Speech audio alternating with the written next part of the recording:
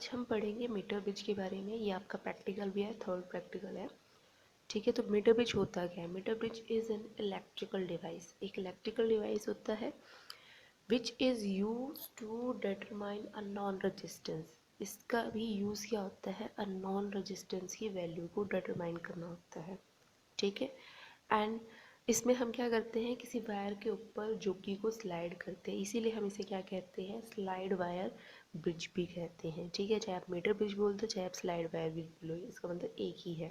ठीक है, अब ये किस प्रिंसिपल के ऊपर बेस्ड है वो हम देखते हैं। तो ये किस प्रिंसिपल के ऊपर बेस्ड है? ये बेस्ड है हमारी balance condition of Wheatstone. Wheatstone की जो कंडीशन थी P/Q=R/S, इसी कंडीशन के ऊपर ये बेस्ड है। ठीक है, इसमें भी हम क्या करेंगे? ब्रिज बनाएंगे, उस ब्रिज को बैलेंस करेंगे। जब वो ब्रिज बैलेंस हो जाएगा तो हम यहाँ पे क्या कहेंगे कि जो गिवन जो रेजिस्टेंस उनका रेशियो इक्वल है, और फिर हम अननोन रेजिस्टेंस की वैल्यू को फाइंड आउट कर देंगे। ठीक है, अब हम डायग्राम ड्रॉ करते हैं।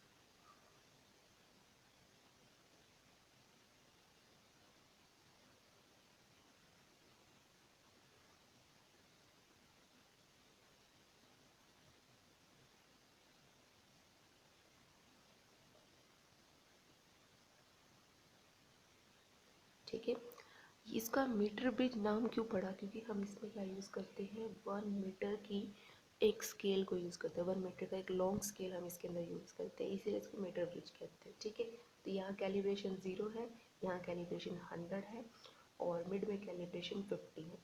ठीक है, तो हम यहाँ पे क्या करते हैं? ये टर्मिनल को कनेक्ट करते हैं गैल्वेनोमीटर से।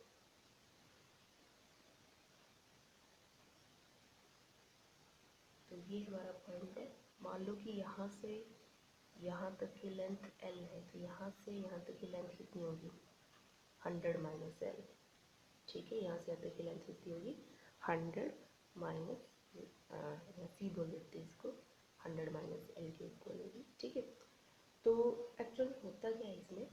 इसमें दो गैप होते हैं, एक तो ये गैप होता है हमारे पास और एक ये गैप होता है। ये पूरा पूरा एक सर्किट होता है, इसे ऑक्सिलरी सर्किट कहेंगे। ठीक है, तो जो पहला गैप होता है उसमें तो हम क्या करते हैं? नॉन रेजिस्टेंस को लगाते हैं जिसकी वैल्यू हमें पता है। ठीक है, वो कौन से गैप में करते हैं? लेफ्ट गैप के अंदर रखते हैं।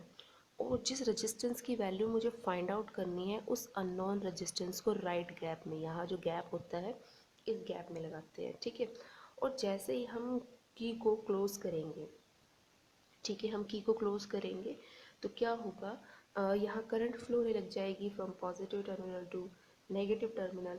ठीक है, तो हम क्या करेंगे? गैल्वेनोमीटर को अब हम जैसे क्लोज करेंगे तो गैल्वेनोमीटर को वायर के ऊपर स्लाइड करना शुरू करेंगे। तो गैल्वेनोमीटर क्या करता है? गैल्वेनोमीटर के ऊपर एक नीडल होती है जो बताती है कि करंट की वैल्यू कितनी है। ठीक है, हम उस पॉइंट को फाइंड आउट करेंगे जहाँ पे गैल्वेनोमीटर की जो सुई है, जो नीडल है, वो कहाँ पे आके रुक रही है? 0 के ऊपर रुक रही है, और उस पॉइंट को हम क्या कहेंगे? नल पॉइंट कहेंगे। ठीक है, मान लो कि ये जो लेंथ है इस लेंथ के ऊपर आके रुक रही है, और यहाँ से यहाँ तक की मीटर ब्रिज के ऊपर वैल्यू कितनी है? L। तो अगर हम मान लें रो इज़ द रजिस्टिविटी, ठीक है, ऑफ वायर,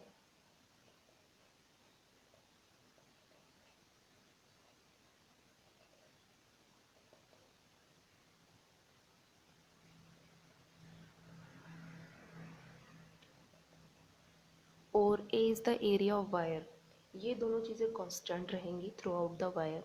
तो जो रेजिस्टेंस है इस L लेंथ का, इतने रीजन का L लेंथ का रेजिस्टेंस है, वो कितना होगा? रो L/A। एल लेंथ का रेजिस्टेंस कितना होगा हमारा, रो एल बाई ए के इक्वल होगा। सिमिलरली इस वाली वायर का अगर मुझे रेजिस्टेंस फाइंड आउट करना है तो वो कितना होगा,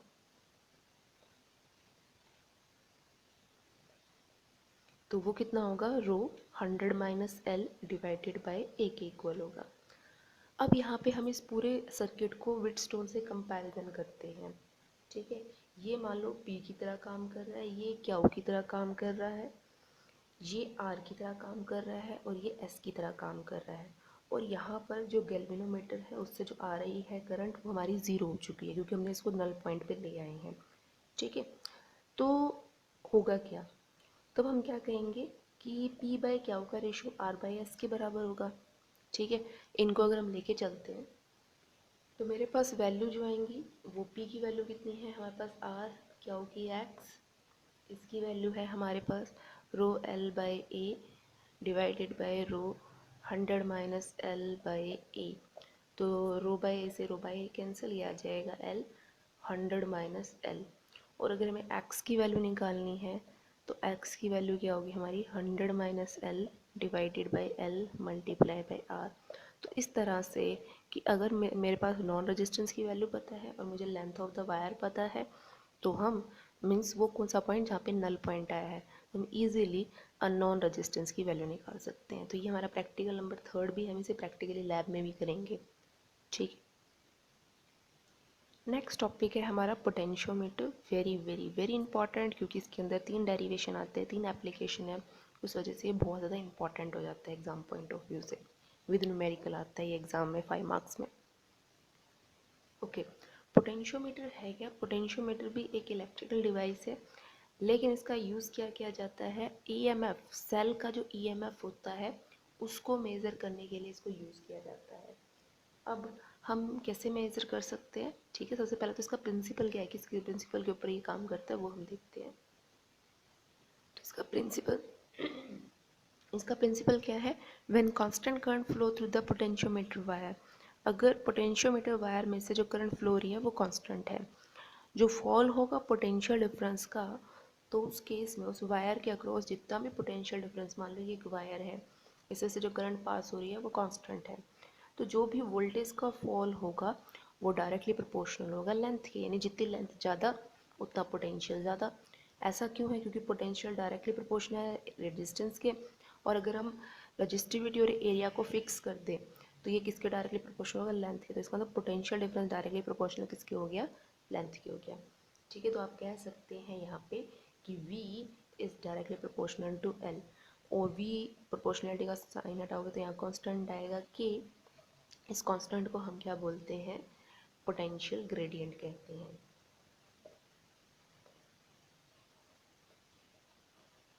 ठीक है, इसे हम क्या कहेंगे, पोटेंशियल ग्रेडियंट, और इसकी यूनिट क्या है, वोल्ट पर मीटर। ठीक है, क्या है यूनिट इसकी, वोल्ट पर मीटर। हम इसको कैसे डिफाइन कर सकते हैं, बहुत ज़्यादा इंपॉर्टेंट है पोटेंशियल ग्रेडियंट की जो है वैल्यू आपके पास एग्जाम में आती है। अगर आप देखें तो दोनों डायरेक्टली प्रोपोर्शनल है।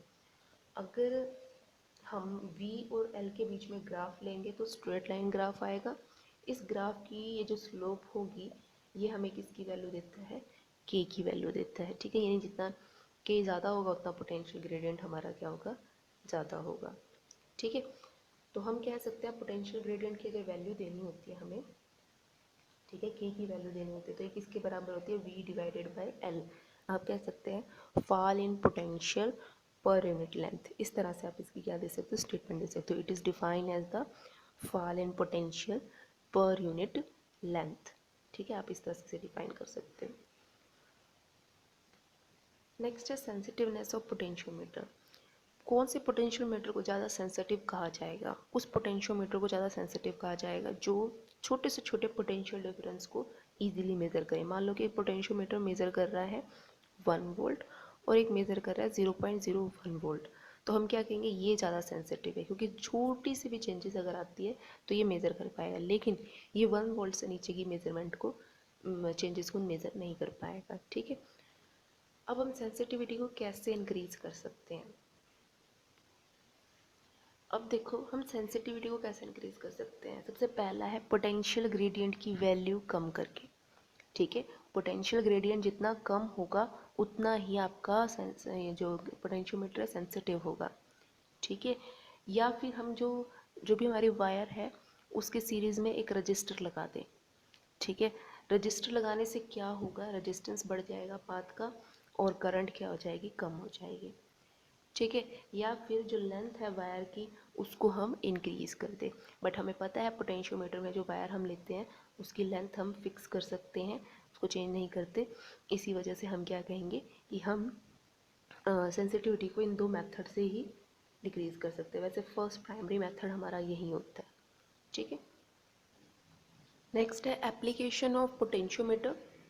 पोटेंशियोमीटर को कहाँ कहाँ यूज़ किया जाता है, तो सबसे पहली एप्लीकेशन है it is use to measure the potential difference. किसी भी वायर का पोटेंशियल डिफरेंस मेजर करना हो तो हम पोटेंशियोमीटर को यूज़ करते हैं। किसी भी गिवन सेल का मुझे क्या निकालना है, इंटरनल रेजिस्टेंस की वैल्यू फाइंड आउट करनी है तो हम पोटेंशियोमीटर को यूज़ करते हैं। तीसरी जो सबसे ज़्यादा इंपॉर्टेंट है, use for the comparison of EMF. दो सेल के ईएमएफ की वैल्यू निकालनी हो, यानी कौन सा ईएमएफ बड़ा है और कौन सा छोटा है, यानी कंपेयर करना हो तो हम क्या यूज़ करते हैं, पोटेंशियोमीटर वायर को यूज़ करते हैं, ठीक है। तो हमें तीन हमारे इस चैप्टर के अंदर रह गए हैं। इन तीन एप्लीकेशन के लिए एक्सप्रेशन ड्राइव करने हैं कि हम किस तरह से इन्हें डिटरमाइन करते हैं पोटेंशियोमीटर के अंदर। एग्जाम में डेफिनेटली इनमें से एक पॉइंट आपसे पूछा जाएगा, ठीक है। एक्सप्रेशन पूछा जाएगा कि इंटर रेजिस्टेंस को कैसे निकालते हैं, पोटेंशियल डिफरेंस को कैसे निकालते हैं और कंपैरिजन कैसे करते हैं ईएमएफ का। तो ये हमारा डायग्राम है, ये ऑक्सिलरी सर्किट है। यहाँ पे हम यूज़ करते हैं रियोस्टेट को। ये मेरी की है, ये मेरा सेल है जिसका ईएमएफ ई है, ये मेरा एमीटर है, ठीक है। और रियोस्टेट से हम क्या कर सकते हैं, रेजिस्टेंस की वैल्यू कम ज़्यादा कर सकते हैं। ये हमारी वायर होगी 1 मीटर की, ये मीटर स्केल है यहाँ पे, ठीक है। और यहाँ पर हम क्या कनेक्ट करेंगे, दो सेल जिनको कंपेयर करना है,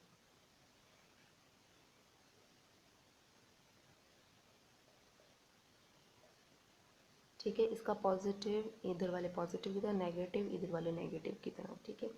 तो ये हमारी की है K1, ये हमारी की है K2। यहाँ पर हम लगाएंगे गैल्वेनोमीटर और ये हमारी जोकी है J, ठीक है, जिसको हम स्लाइड करेंगे इस वायर के ऊपर, ठीक है, ताकि नल पॉइंट आ जाए, ठीक है। अब हम मान के क्या चलते हैं, हम मान के चलते हैं K is the potential gradient of wire, ठीक है। तो जैसे ही अब हम इस K को क्लोज करेंगे तो करंट कहाँ है, पॉजिटिव टर्मिनल से होती हुई नेगेटिव टर्मिनल की तरफ फ्लो करेगी, इधर फ्लो नहीं करेगी क्योंकि यहाँ पे की क्लोज नहीं किया है। तो इस वायर में से क्या फ्लो होने लग जाएगी, करंट फ्लो होने लग जाएगी, ठीक है। अब हम क्या करेंगे, अब हम सिचुएशन क्या लेंगे, हम K1 को तो क्लोज करेंगे लेकिन K2 को ओपन रखेंगे। तो हमने इसको क्लोज कर दिया और इसको ओपन रखा। तो अब अब क्या होगा कि जो करंट है, कुछ करंट ए से होती हुई आपकी यहाँ से इधर की तरफ फ्लो करने लग जाएगी, ठीक है, यानी यहाँ से करंट आपकी आने लग जाएगी और इस सर्किट के अंदर एक्सटर्नल सर्किट से होती हुई।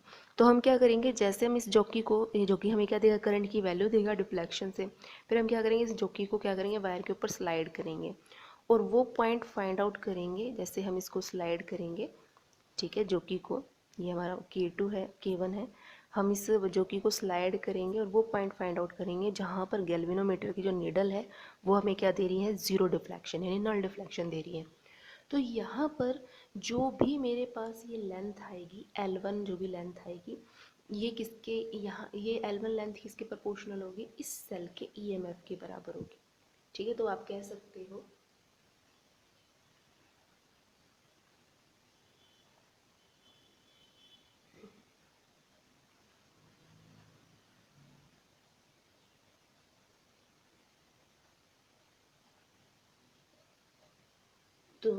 सकते हो कि ईएमएफ ऑफ फर्स्ट सेल जो है E1 वो डायरेक्टली प्रोपोर्शनल है L1 के। प्रोपोर्शनलिटी का साइन हटाओगे तो यहाँ कांस्टेंट आएगा, ठीक है। अब क्या करेंगे, सेकंड सिचुएशन लेंगे, इसको तो ओपन रखेंगे और इसको क्लोज रखेंगे,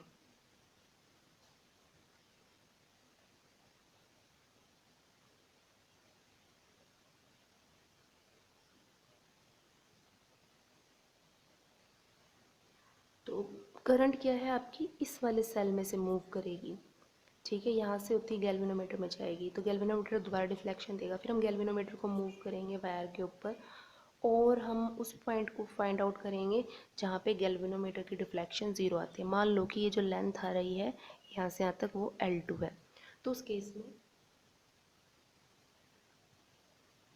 E2 डायरेक्टली प्रोपोर्शनल होगा L2 के, प्रोपोर्शनलिटी का साइन हटाएंगे तो हमारे पास आएगा E2 is equals to KL2। हम दोनों इक्वेशन को डिवाइड कर देंगे, इक्वेशन 1 को इक्वेशन 2 से डिवाइड करें, हमारे पास क्या आएगा E1 by E2 is equals to KL1 by L2, किसे के कैंसिल L1 बाई L2। तो इस तरह से हम क्या कर सकते हैं, उनके ईएमएफ को हम उनके लेंथ की रेशियो से पता लगा सकते हैं कि L1 L2 में से जिसकी वैल्यू ज़्यादा होगी इसका मतलब उस सेल का ईएमएफ ज़्यादा होगा और दूसरे सेल का ईएमएफ क्या होगा, कम होगा। तो हम दो सेल के ईएमएफ को इस तरह से कंपेयर कर सकते हैं, और अगर हमें एक सेल के ईएमएफ की वैल्यू पता तो हम दूसरे सेल की ईएमएफ की वैल्यू भी डिटरमाइन कर सकते हैं। तो ये था आपका कि जो एप्लीकेशन थी दो सेल के ईएमएफ को कैसे कंपेयर करते हैं पोटेंशियोमीटर से, तो वो इस तरह से थे। तो नेक्स्ट है हमारा expression for internal resistance of cell by using potentiometer. तो अगर आप इस डायग्राम को देखोगे तो ये ऑक्सिलरी सर्किट तो सेम ही है, ये वाला तो एज इट इज़ ही है, बस चेंजेस कहाँ आए हैं सिर्फ इतने वाले के अंदर, यानी हमने जो भी सेल लगाना है जिसका इंटरनल रेजिस्टेंस डिटरमाइन करना है वो सेल, उसके साथ एक हमने शंट बॉक्स यूज़ कर लिया है और ये हमने की यूज़ की है ताकि शंट बॉक्स में से हम करंट को शो करे जाते हुए, और ये हमारा गैल्वेनोमीटर है और गैल्वेनोमीटर को हमने किससे कनेक्ट किया हुआ है, जॉकी से कनेक्ट किया हुआ है, ठीक है। तो सबसे पहले हम क्या कहेंगे कि हमारी जो की है जब हम इस की को प्रेस करेंगे, ठीक है, जैसे हम इस की को प्रेस करेंगे तो करंट हमारी जो है हम फिर क्या करेंगे जॉकी को वायर के ऊपर स्लाइड करेंगे, ठीक है। तो जो करंट है वो हमारी कहाँ से जाएगी, यहाँ से, ये तो क्लोज नहीं है ये तो ओपन है, तो इस वजह से इस वाले पाथ में से करंट नहीं जाएगी, करंट यहाँ से होती हुई ऐसे होती यहाँ चली जाएगी। फिर हम क्या करेंगे गैल्वेनोमीटर को मूव करेंगे, उस पॉइंट को फाइंड आउट करेंगे, नल पॉइंट को, जहाँ पर हमारे पास जो वैल्यू है वो ज़ीरो आती है गैल्वेनोमीटर की। तो यहाँ से मान लो कि हमारी जो लेंथ आती है वो L1 आती है, तो ईएमएफ जो है सेल का वो डायरेक्टली प्रोपोर्शनल होगा लेंथ ऑफ द वायर के, ठीक है। अब हम क्या करेंगे, अब हम इस की को क्लोज करेंगे, इसको की को क्लोज करेंगे तो करंट यहाँ से होते हुए जाएगी, लेकिन अब हम जो की को दोबारा स्लाइड करेंगे वायर के ऊपर और नेक्स्ट लेंथ हम फाइंड आउट करेंगे, हमारी जो नेक्स्ट लेंथ है उसको फाइंड करने की कोशिश करेंगे। तो हम देखेंगे कि जो हमारी न्यू लेंथ जो आएगी वो हमें क्या देगी, वो हमें ईएमएफ नहीं देगी बल्कि इस रेजिस्टेंस का टर्मिनल पोटेंशियल डिफरेंस, क्योंकि रेजिस्टेंस सेल से एक एक्सटर्नल रेजिस्टेंस से कनेक्ट हो गया तो अब हमारे को क्या देगी, इन दोनों टर्मिनल्स के बीच का टर्मिनल पोटेंशियल डिफरेंस देगी, ठीक है। तो इन्हें टर्मिनल पोटेंशियल डिफरेंस जो होगा हमारे पास वो किसके बराबर होगा, L2 के बराबर होगा, ठीक है। तो हम इसको ओपन करेंगे तो ये क्या आएगा हमारे पास E is equals to KL1 equation 1, ये आएगा V is equals to KL2 equation 2, equation 1 को डिवाइड करेंगे 2 से तो हमारे पास क्या आएगा E by V is equals to L1 by, हम कह सकते हैं E by V is equals to L1 by L2, ठीक है। तो ये हमारे पास आएगा। अब हमें पता है कि मान लो R क्या है इंटरनल रेजिस्टेंस, I क्या है करंट और S क्या है ये हमारा एक्सटर्नल रेजिस्टेंस, जिसे हमने शॉर्ट रेजिस्टेंस भी कहा है और शंट रेजिस्टेंस भी कहा है। तो हमें पता है ईएमएफ ऑफ द सेल किसके इक्वल होता है, ईएमएफ ऑफ द सेल होता है हमारा इस तरह से होता है, हम इसे निकाल सकते हैं I S plus R total resistance, total current into में टोटल रेजिस्टेंस, तो ये इससे मल्टी करेंगे आई एस इंटू में आई आर इंटरनल रेजिस्टेंस, और हमें पता है इन दोनों का जो प्रोडक्ट है वो हमें क्या देगा, टर्मिनल पोटेंशियल डिफरेंस देगा, ठीक है। यहाँ से मेरे पास वैल्यू क्या आएगी, टर्मिनल पोटेंशियल डिफरेंस की वैल्यू आएगी, तो हम इसको निकाल देंगे, या फिर आप ऐसे करो, हम क्या कहेंगे ईएमएफ द सेल किसके बराबर होगा, आई एस प्लस आर के टोटल रेजिस्टेंस के बराबर होगा, आई एस प्लस में आई आर, यहाँ ऐसे मल्टी कर दिया। अब हम क्या करेंगे, इसको भी आई एस से डिवाइड कर देंगे, इसको भी आई एस से, इसको भी आई एस से, तो ये तो 1 आ जाएगा, और हमें पता है आई एस की वैल्यू, आई से आई कैंसिल, आई एस की वैल्यू जो होती है वो वी के बराबर इन पोटेंशियल डिफरेंस के बराबर हो जाएगी, तो E by V is equals to 1 plus में आर बाई एस, और ठीक है। E by V is equals to 1 plus में आर बाई एस, और आर बाई एस की वैल्यू क्या आएगी, E by V minus of 1, और यहाँ से आर की वैल्यू क्या आएगी, E minus V minus 1 multiply by S, ये यहाँ डिवाइड में इधर के मल्टीप्लाई में हो जाएगा। ई बाई वी की वैल्यू हम यहाँ पे पुट करेंगे, तो इंटरनल रेजिस्टेंस की वैल्यू आएगी L1 by L2 minus 1 divided by S. तो हमें शंट बॉक्स हमने जो यूज़ किया है उसकी वैल्यू हमें नॉन होती है, L1 L2 की वैल्यू हम पोटेंशियोमीटर से निकाल देंगे। तो इस तरह से हम किसी भी गिवन सेल का इंटरनल रेजिस्टेंस फाइंड आउट कर सकते हैं। तो ये वो एक्सप्रेशन है इंटरनल रेजिस्टेंस के लिए। बस आपको क्या ध्यान रखना है, ईएम ऑफ द सेल क्या होता है हमारा, ईएम ऑफ द सेल होता है हमारे पास कि करंट इंटू में टोटल रेजिस्टेंस, हमें पता है V is equals to I R के इक्वल होता है, तो V को हमने I इंटू एस कर दिया, यानी एक्सटर्नल रेजिस्टेंस से जो करंट पास हो रही है उसके बराबर ले लिया। ठीक है, इस तरह से भी हम कर सकते हैं। तो इस तरह से हमने सारी वैल्यू, सारी एप्लीकेशन देख ली। जो फर्स्ट एप्लीकेशन थी पोटेंशियल डिफरेंस को कैसे मेज़र करना है, तो वो आप ऐसे मेज़र कर सकते हो, V is directly proportional to L, इससे। ठीक है, जो फर्स्ट जो थी हमारा मेज़र द पोटेंशियल डिफरेंस, हम कैसे निकालते हैं, इस वाले डायग्राम में भी ऑक्सिलरी सर्किट सेम है, बट हमने वायर्स इंक्रीज कर लिया। जो पोटेंशियोमीटर की वायर्स है जो 100 यूज़ करते हैं, वो हमने यहाँ 200 या 300 या 400 या 500, ये दोनों एक ही पोटेंशियल के ऊपर होंगे क्योंकि ये यहाँ पे सीधे कनेक्टेड है। और उसके बाद ये हमारी एक वायर, ये फर्स्ट वायर, ये सेकंड वायर, फिर ये हमारी थर्ड वायर है, ये हमारी फोर्थ वायर है, ये हमारी फिफ्थ वायर है। इस तरह से हम नंबर ऑफ वायर को इंक्रीज़ कर सकते हैं अगर हमें लार्जर पोटेंशियल डिफरेंस को मेज़र करना है। ठीक है, तो हम यहाँ पे क्या करते हैं, यहाँ पे हम लेंगे गैल्वेनोमीटर और उसको जोकी से करेंगे हम कनेक्ट। ठीक है, ये हमारा गैल्वेनोमीटर होगा और यहाँ पे जोकी होगी। जैसे ही हम इस क्लोज करेंगे इस की को, तो हमारे पास क्या है, किसी भी गिवन सर्किट का अगर हमें वोल्टेज फाइंड आउट करनी है कि वोल्टेज कितनी है, ठीक है, रेजिस्टेंस, किसी गिवन रेजिस्टेंस के ऊपर हम क्या करेंगे, जोकी को वायर के ऊपर स्लाइड करेंगे। तो किसी भी वायर के ऊपर स्लाइड करेंगे, वहाँ से हम क्या कर सकते हैं, इजीली पोटेंशियल डिफरेंस मेजर कर सकते हैं। तो अगर हमें पोटेंशियल डिफरेंस मेजर करना है तो डायरेक्टली प्रोपोर्शनल लेंथ की, और V is equals to KL। K की वैल्यू हमें पता होती है पोटेंशियोमीटर वायर की, तो हम क्या निकाल सकते हैं, L की वैल्यू से उस गिवन वायर का रेजिस्टेंस, यानी कि यहाँ तक, यहाँ से लेके यहाँ तक की वायर का जो, अगर मुझे रेजिस्टेंस फाइंड आउट करना है इतनी लंबी वायर का, तो मैं फाइंड आउट कर सकता है पोटेंशियल डिफरेंस। तो ये थी लास्ट एप्लीकेशन। ये एप्लीकेशन इतनी इंपॉर्टेंट नहीं है, लेकिन जो आपकी पहली जो दो एप्लीकेशन थी, इंटरनल रेजिस्टेंस और कंपैरिजन ऑफ ईएमएफ, वो ज़्यादा इंपॉर्टेंट है। तो एग्जाम पॉइंट ऑफ व्यू से इतनी इंपॉर्टेंट नहीं है क्योंकि हमने ये डेफिनेशन के अंदर ही पढ़ ली थी, तो इसलिए हम इसे बार बार नहीं करते हैं। ओके, तो यहाँ पर आपका ये जो चैप्टर नंबर 3 है ये कंप्लीट हो गया है। इसके न्यूमेरिकल हम नेक्स्ट लेक्चर में करेंगे।